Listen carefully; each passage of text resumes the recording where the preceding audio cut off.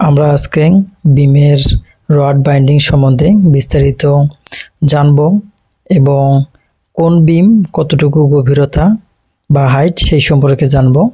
Hello viewers, আসসালামু আলাইকুম। আপনারা সবাই ভালো আছেন? আমরা আজকে এই ছাদের বিম অর্থাৎ ফ্লোর বিম সম্বন্ধে বিস্তারিত জানব। এখানে 4 ধরনের বিম আছে, FB1, FB2, FB3 এবং FB4। যথাক্রমে এই বিমগুলোর হাইট স্ল্যাব সহ 15 ইঞ্চি, 18 ইঞ্চি, 20 ইঞ্চি এবং 22 ইঞ্চি, সর্বোচ্চ 22 ইঞ্চি এই বিমের হাইট আছে এখানে। সেটা স্ল্যাবের থিকনেস সহ আমাদের এখানে স্ল্যাবের থিকনেস 5 ইঞ্চি বা 125 mm। আমরা এই ছাদে যে রডগুলো ব্যবহার করতেছি তা হচ্ছে 20 মিলি রড এবং 16 মিলি রড, 10 মিলি রড। আমাদের বিম 2, 3, 4 এই 3 ধরনের বিমে 20 মিলি রড ব্যবহার করা হয়েছে স্টেজ রড হিসাবে, এবং FB1 এটাতে 16 মিলি রড ব্যবহার করা হয়েছে 4টা স্টেজ রড। এবার আসি আমাদের যে এক্সট্রা বটমগুলো আছে তা হচ্ছে 20 mm ডায়া রড এবং 16 mm ডায়া রড। যে বিমগুলো আমাদের 20 mm স্টেজ রড দিয়ে করা সেই বিমগুলোতে 20 mm রডগুলো এক্সট্রা টপ হিসেবে আছে, আর এখানে এক্সট্রা বটমের টপ আছে এবং এক্সট্রা টপ আছে, 2 ধরনের টপ আছে। আমরা এখানে যে রিংগুলো অর্থাৎ স্টেপগুলো আমরা বাঁধতেছি তা হচ্ছে 10 mm ডায়া বা 3 সুতা রড। এই 3 সুতা রড আমাদের এখানে কভারিং বাদে এখানে ব্যান্ড করা হয়েছে, এবং যে হুক দেখতে পাচ্ছেন এই হুকগুলো কিন্তু 135 ডিগ্রি বাঁকা করা আছে।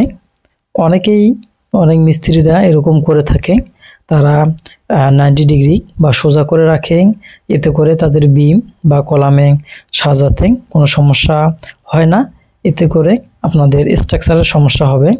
এই কারণে আপনারা এই বিষয়গুলো দেখে শুনে নেবেন। এবং যখন আপনারা প্রথমে যে কাজটা করতে হবে, উপরে যে রডগুলো থাকবে স্ট্রেট রড, সেই রডগুলো আগে আপনারা হ্যাঙ্গার রড দিয়ে বাঁধবেন। প্রতিটা কলামেই আপনারা হ্যাঙ্গার রড লাগিয়ে দিয়ে এই রডগুলোকে আটকে দিবেন। এরপরে পরবর্তী যে ধাপ তা হচ্ছে আপনারা যে স্প্যান, বিমের স্প্যান আগে মাপবেন। মাপার পরে এই স্প্যানটাকে L/3 ভাগ করবেন, অর্থাৎ L/3-তে আপনারা সাপোর্ট থেকে 2 দিকে L/3 নিয়ে এই অংশটাতে আপনাদের স্টেপগুলো ঘন ঘন হবে, এবং 2 পাশে L/3 বাদে মিডিলে যে অংশগুলো সেই অংশগুলোতে একটু ফাঁকা হবে, অর্থাৎ 2 সাপোর্টের যেই ঘন ঘন থাকবে তার থেকে একটু ফাঁকা হবে।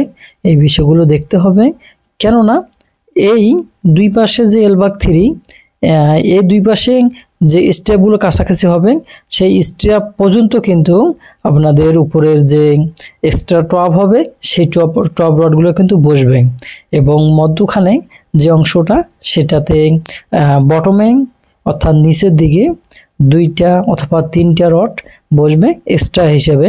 এটা আপনারা সেপারেট বার অর্থাৎ 20 মিলি রড আপনারা যে স্ট্রেট রড দিয়েছেন তার উপরে 20 মিলি সেপারেট বার বাঁধতে হবে।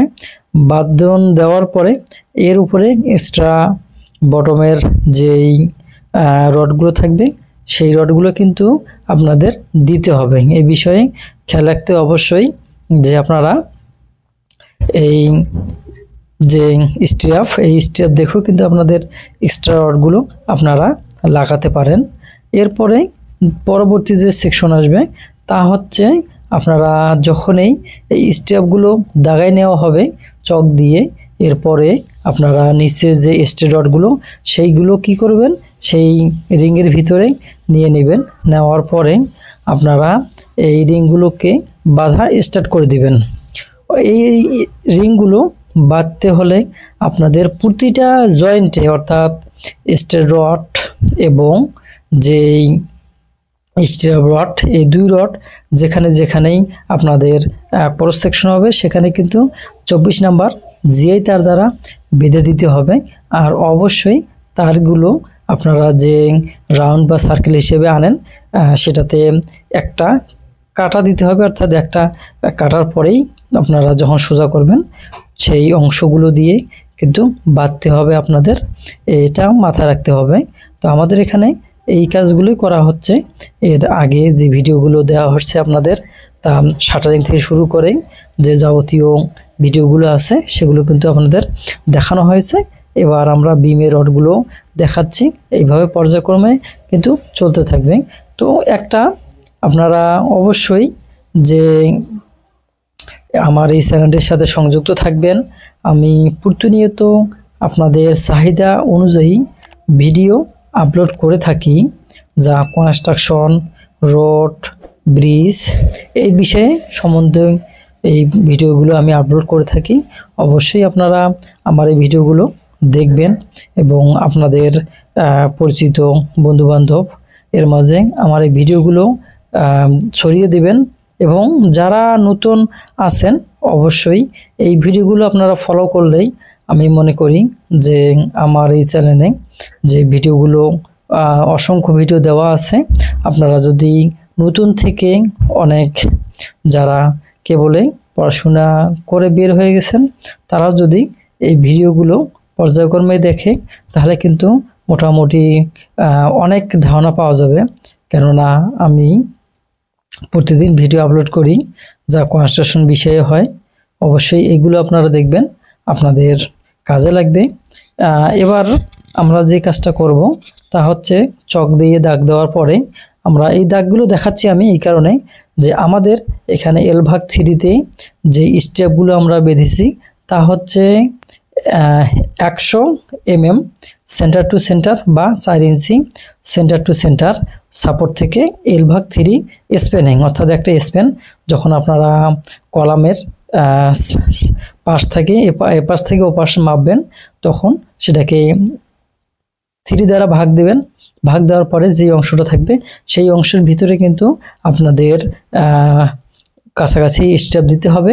সেই হিসাবে আমরা এল ভাগ 3-তে আমরা 4 ইঞ্চি এবং মধ্যখানে যে গ্যাপটা থাকবে সেইখানে আমরা দিয়েছি 6 ইঞ্চি, অর্থাৎ 4 ইঞ্চি 6 ইঞ্চি এইভাবে কিন্তু আমাদের স্টেপগুলো দেওয়া আছে।